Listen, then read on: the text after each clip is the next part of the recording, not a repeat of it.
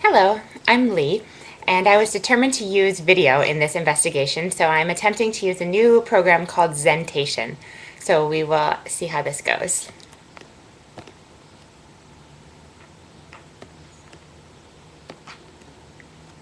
I'm going to share with you my investigation of two writing assessments designed for 8th graders. The first is the PSSA writing assessment, and the second is the New York City performance-based assessment on literary text provided to us in this class. First, I will share with you the overall structure of the two writing assessments. The PSSA consists of 3 reading passages, each followed by 4 multiple-choice questions, totaling 12 multiple-choice questions related to writing mechanics. Then we move to the writing task. Instructions are provided and students are given space for writing. The New York City writing assessment begins with the instructions for the writing task and provides a pre-writing organizer for the students.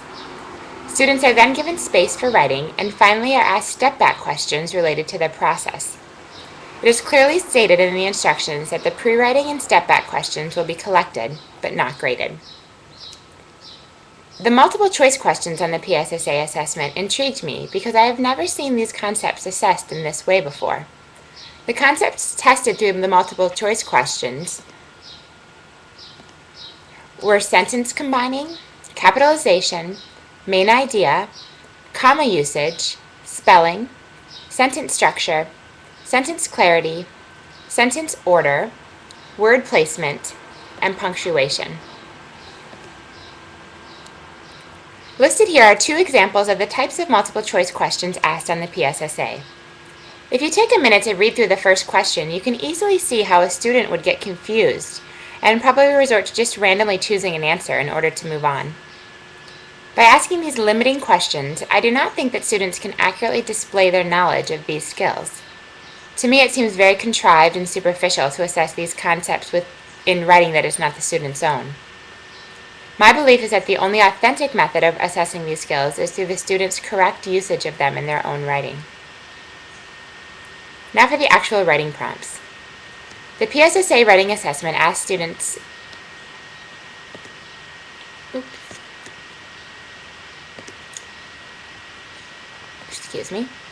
to select a job you can do and write an essay that persuades an adult to hire you.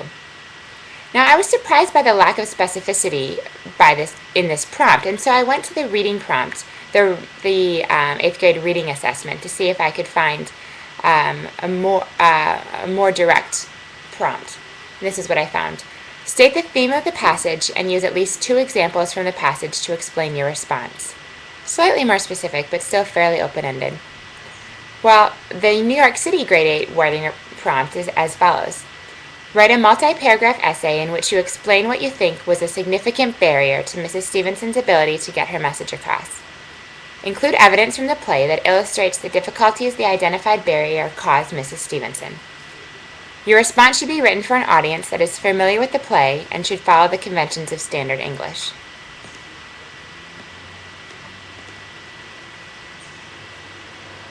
The goal of this task and the audience for whom the student should be writing for are clearly stated in these instructions.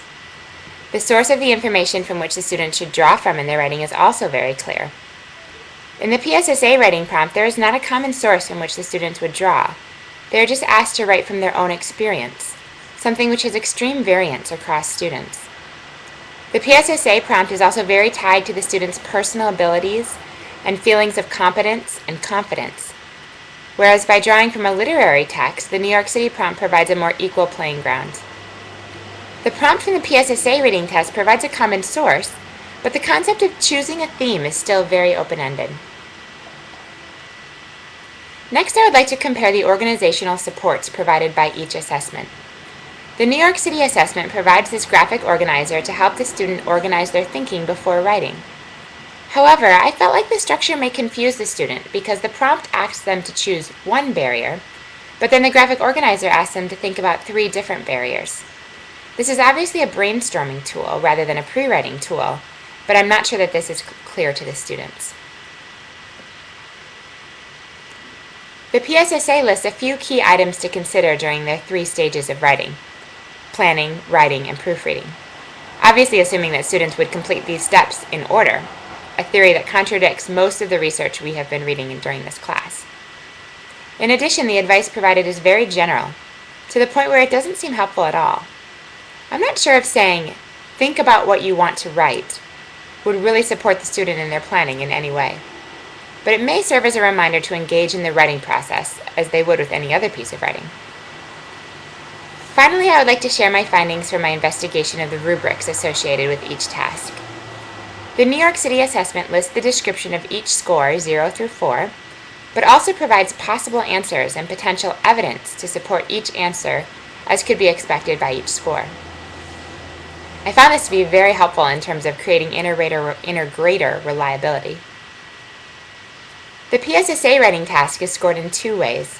The first rubric is for persuasive writing and includes the subtopics of focus, content development, organization, and style. The second rubric is solely focused on conventions. On the PSSA website, there are sample papers for each score provided, but because the prompt is so much more open-ended, the grading process would still be fairly subjective.